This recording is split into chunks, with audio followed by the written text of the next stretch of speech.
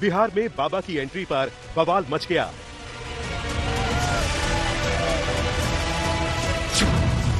बिहार में बाबा बागेश्वर बनाम टीम तेजस्वी।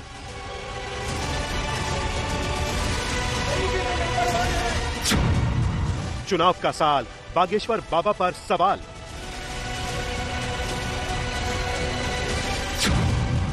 हिंदू राष्ट्र पर लड़ाई, सीधे बाबर तक चढ़ाई।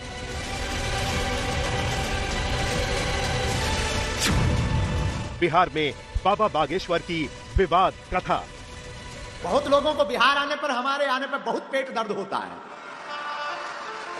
एक बात हम निवेदन, कथा तो करेंगे, पर हम पहले ही एक बात निवेदन कर दें, जो हमारी कथा जो लाइव सुने, भैया हम किसी पार्टी के प्रचारक नहीं हैं, हम हिंदुत्व के विचारक हैं।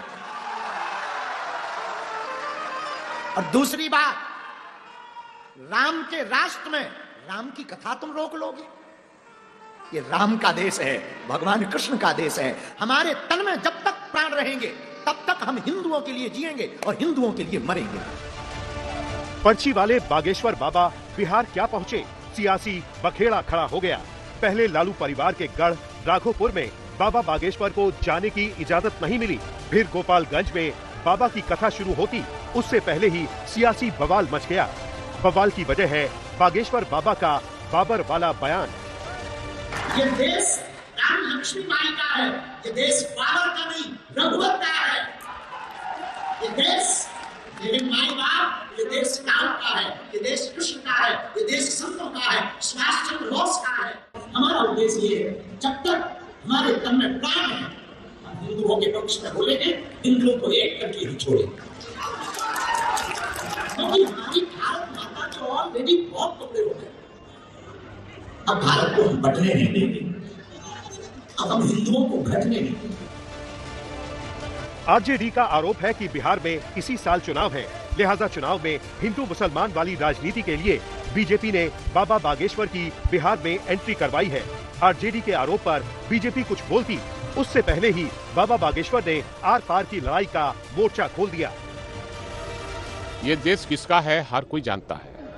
यह देश बना है सबके लिए, और जब देश गुलाम था तो जो लोग इस भाषा का प्रयोग कर रहे हैं, वो जो गुलाम जिसका भारत था, उसी के साथ देने वाले लोग हैं। अंग्रेजों के ये लोग दलाल हैं, और नाथूराम गौडसे के ये लोग खानदान हैं। इसलिए इन लोग से क्या उम्मीद किया? ये तो नफरत की राजनीति करने वाले लोग हैं। हम अभी यहाँ कथा करेंगे, आप हमें ज्यादा रोकोगे, हम फिर कथा करेंगे। आप हमें और रोकोगे, हम और कथा करेंगे। आप हमें और रोकोगे, हम यहीं मठ बनाएंगे। आप हमें फिर रोकोगे, हम यहां मकान बनाएंगे। और आप अगर हमें फिर रोकोगे, मरेंगे, तो फिर बिहार में जन्म लेंगे। बाबा बागेश्वर ने ऐलान कर दिया है कि अब वो रुकेंगे नहीं, झुकेंगे नहीं। वहीं आरजेडी की मांग है कि बाबा बागेश्वर की तो जल्द से जल्द गिरफ्तारी होनी चाहिए। जिस तरीके से बाबा लोग जो बिहार आ रहे हैं, अब बताइए, कभी रविशंकर जी आ रहे हैं, कभी आपको मोहन भागवत जी आ रहे हैं, कभी बाबा धीरेन्द्र शास्त्री जी आ रहे हैं, तो आखिर बिहार में आकर ये आपसी भाईचारा एकता को भंग करने के लिए आ रहे हैं क्या? तो ऐसे ऐसे बाबा पर रोक लगाना चाहिए माननीय मुख्यमंत्री जी को, जो धार्मिक उन्माद फैलाना चाहते हैं, आपसी भाईचारा एकता को भंग करना चाहते हैं। हमारा आपसे विवाद क्या है जो आप हमें रोकते हो, आप हमें गाली देते हो? हम करते क्या है? क्या हम किसी पार्टी के लिए आते हैं या हम वोट मांगते हैं? हम तो हिंदुओं को एकजुट करने आते हैं। विवाद इतना बढ़ा कि आरजेडी के विधायक चंद्रशेखर यादव ने बाबा बागेश्वर की तुलना आसाराम बापू और जेल में कैद राम रहीम से की। चंद्रशेखर यादव का दावा है कि बाबा बागेश्वर की जांच होगी तो कई बड़े बड़े कांड का खुलासा संभव है। ये लोग नफरती लोग हैं, संप्रदायी लोग हैं। नफरत संप्रदायवाद के बल पर देश के किस्मत के खिलाफ बोल रहे हैं, देश की ताकत के खिलाफ बोल रहे हैं। इसका मतलब ये विध्वंसकारी तत्व हैं। इन लोगों को न हिंदू से मतलब है, न धर्म से मतलब है। ये पाखंडवादी लोग हैं, किसी ढंग से देश को जलाना चाहते हैं। जब तक हमारे तन में प्राण है, हम हिंदुओं के पक्ष में बोलेंगे, हिंदुओं को एक करके ही छोड़ेंगे। क्योंकि हमारी भारत माता के ऑलरेडी बहुत टुकड़े हो गए। अब भारत को हम बटने नहीं देंगे, अब हम हिंदुओं को घटने नहीं देंगे। तो जिनको भी हमारे बिहार आने से बुरा लगा हो और जिन्होंने भी जो भी कहा हो, सेम टू यू। अब सवाल यही है कि बिहार में बाबा बागेश्वर का आरजेडी इतना विरोध क्यों कर रही है?